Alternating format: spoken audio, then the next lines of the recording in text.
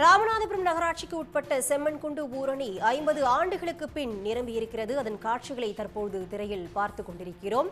50 ஆண்டுகளுக்கு பின் முழு கொள்ளளவை தற்போது அந்த ஊரணி எட்டியிருக்கிறது. தொடர் கனமழை காரணமாக செம்மன்குண்டு ஊரணி முழு கொள்ளளவை எட்டியிருக்கிறது.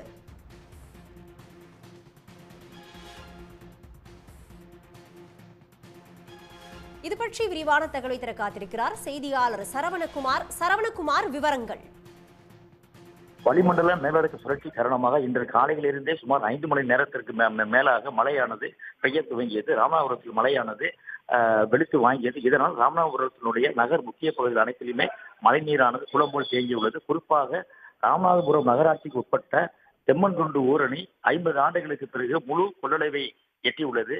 இதனால் பொதுமக்கள் மிகுந்த மகிழ்ச்சி அடைந்துள்ளனர். மேலும் ராமநாதபுரம் மார்க்கெட் கறிக்கடை சந்து பகுதியில் மழை நீரானது தேங்கி உள்ளதால் பொதுமக்கள் யாரும் மார்க்கெட் பகுதிக்கு வர முடியாத ஒரு சூழ்நிலை ஏற்பட்டுள்ளதால் வியாபாரம் மிகவும் பாதிப்படைந்ததாக வியாபாரிகள் வேதனையுடன் தெரிவிக்கின்றனர். மேலும் ராமநாதபுரம் பாரதி நகர் பேருந்து நிலையம் மற்றும் நகர் முக்கிய பகுதிகளில் மழை நீரானது இருபுறங்களும் சாலைகளில் வழிந்து ஓடுகிறது. இந்த சாலையில் வழிந்து ஓடிய நீர்களை உடனடியாக அப்புறப்படுத்துமாறு பொதுமக்கள் கோரிக்கை வைத்துள்ளனர்.